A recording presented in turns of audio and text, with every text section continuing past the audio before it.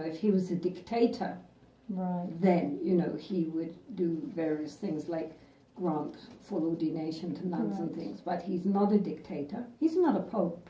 So that's what he meant by I'm an ordinary man. Well, yeah, and I mean, the point is that although he is, for this, especially in the terms of ordination, for granting higher ordination and so forth, his monks are not. Right. And so, therefore, he can't act without their, consent and with their approval. So he certainly does have a lot of people listening to him, though. Yes, he does, but he has to also be very careful not to split his own order, his own tradition. Right. And so he has to be a bit careful. And for which reason he's kind of stepped back a bit. Okay, I understand that. Yeah.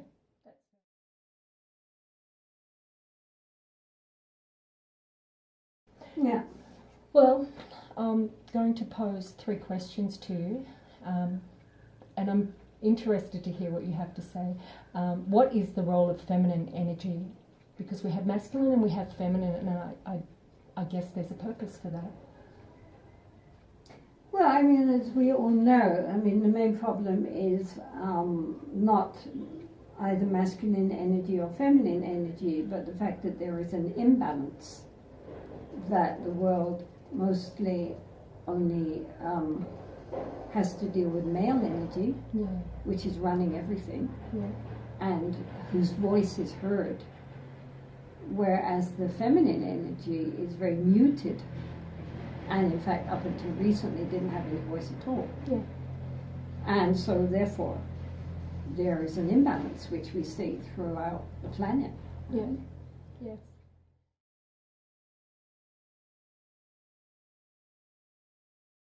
Question. So what is the role of women in this century of feminine energy, and how could we most beneficially play a role?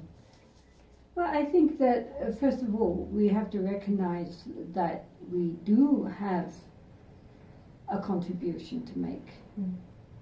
That there's nothing wrong with the male contribution as long as it's not the only one. And so what as women we need to do is to really cultivate our feminine qualities and not always be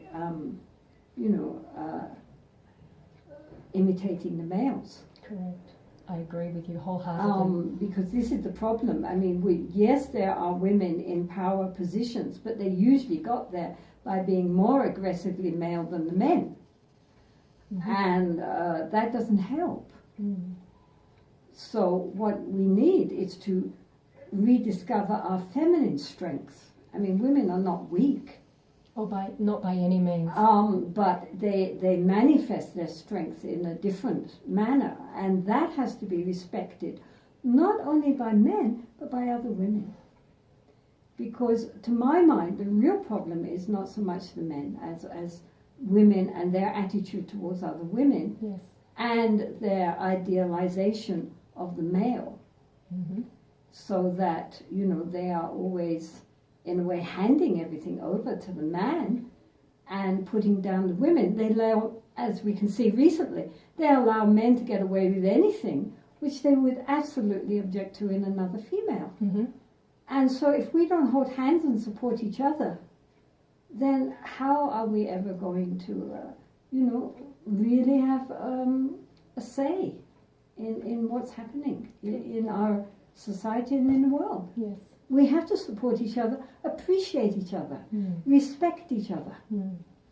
It's not being against anybody, but it is a matter of genuinely appreciating what the feminine has to offer in this world, which it desperately needs right now, because it's so totally unbalanced that it's about to fall over. And I think men want that too. Many men are more supportive of women than the women are. Yes, I've observed that. Yeah, absolutely.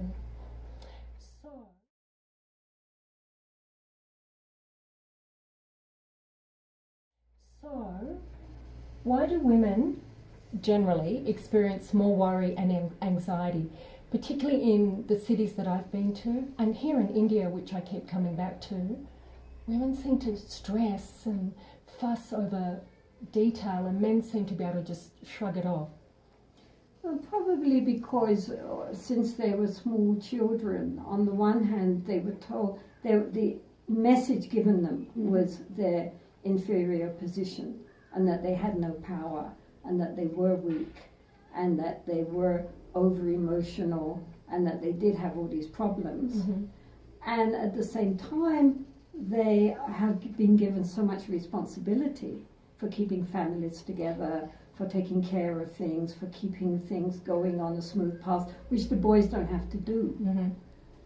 And so naturally, from very early age, they grow up with, on the one hand, a lack of genuine support in the sense of feeling of inner strength and self-worth. Mm-hmm. Many women have very low self-esteem. And yet, at the same time, the pressure of being responsible for keeping things together. Yeah. Yeah. I mean, for example, here when we had workers, a lot of them were families, and the men had their jobs, the women had mostly carrying jobs. Yes. But at the end of the day, the men would go off and smoke their beedies, and the women were out there doing the washing, taking care of the kids, cooking the evening meal. Mm-hmm. They never let up. They don't stop here. And so, of course, they are very concerned. I mean, also they're more concerned, do we have enough money for tomorrow's food? Oh, goodness, prices are going up. What are we going to do? How am I going to feed the children? How are we going to send them to school? How, it all comes back to her. And they have that habit. Because, if they don't do it, the men are off, gambling and drinking. Whiskey and gambling, yeah. And it's the women who have to deal with the practicalities of feeding the family, taking care of the children, seeing that everything's clean and well organized. Together with the social stigma of being an inferior being. Do you think... So we're inferior. Do you think that's why we strive to look perfect and be perfect? I understand that we all strive for perfection in a sense, but women tend to put on this facade of beauty or having it all together or putting on a front of the home working smoothly, which may not. Well, I think they're trying to realize the male ideal. I mean, the male ideal is to have a Barbie doll who also cooks and cleans and takes care of everything. Right. That's their dream. And since women traditionally did not have autonomy, their only hope was to please the man. Right. Because if he threw her out, she was finished. She had no education. Her family didn't want her back, for example, in India, but not only in India, everywhere. She was an abandoned woman, and it was her fault. Right. So therefore, the only thing she could do was to center her whole life and attention around pleasing the male, which very much included her looks. That's interesting. Because men are very caught up with looks, and also her skills in managing the household. So she had to be the perfect female according to the male perspective. And one thing was that men are very cautious about women who are too intelligent. Right. So again, this emphasis on not needing to have any learning, because that detracts from your beauty in a way, Right. Because there's a lot of funny books from the 60s that teach women to have this, to change, do your hair, put your makeup on, have the meal just ready, just in time, and put the slippers down for the husband when he arrives home. Yes. So what you're saying is interesting. I hadn't thought of it like that. Yeah. Yeah.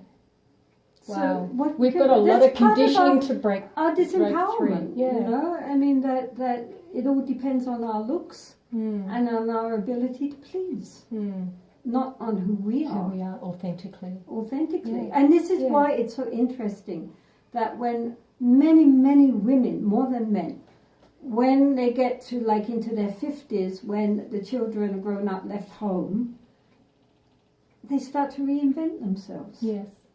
They learn all these holistic skills and all sorts of, healing or whatever they're really interested in, artwork or whatever, and they start to come into themselves. Yeah, or reconnect with those original desires and passions that they had as a child. Exactly. The true the stuff that really connects with them. And they don't have to be playing a role anymore. Yeah. They can come back to who they are. Yeah. Yeah. So, because nowadays women are more educated and therefore more able to take control of their lives, it's interesting how many women actually do. Yeah. Yeah. And how it's nothing to do with running a family. Yeah. Yeah. It's or being a Barbie doll. Yeah, being a Barbie doll. But just that whole stereotype, breaking past or moving past, or just first being aware of it. Well, because women's magazines do not help. No, they don't. I mean, I feel so sorry for these poor women who are just fed constantly this bilge about how important it is, to be the correct weight and the correct beauty and to stay forever young and so on and so forth. Everything is dealing with your physical appearance as if that's who you are. It's very shallow. But the teenagers now, my niece is 18 and she started along that path and she was saying to me, I can't keep up. I can't keep up with the cool kids or the pretty kids, or I just can't keep up. It doesn't feel right. And she said, I'm going to be brave and drop it. I don't know what's going to happen. I might lose all my friends. She did it. She has more friends, but genuine friends. And she's just so happy now. Like her eyes shine. She's following interests that interest her. She was taking up skateboarding because it's a boy she liked, to be cool, and she dropped it all, well, pretty much it all, and she's just, you look at her and she radiates. Yeah. It's different. And it was a big epiphany for her. And it, Younger people now, like from America and Europe, they're coming now to India, students, in their gap year, etc. And very often their question, they're just in their teens, but their question is, what is the purpose of life? Right. What is the meaning? Why are we here?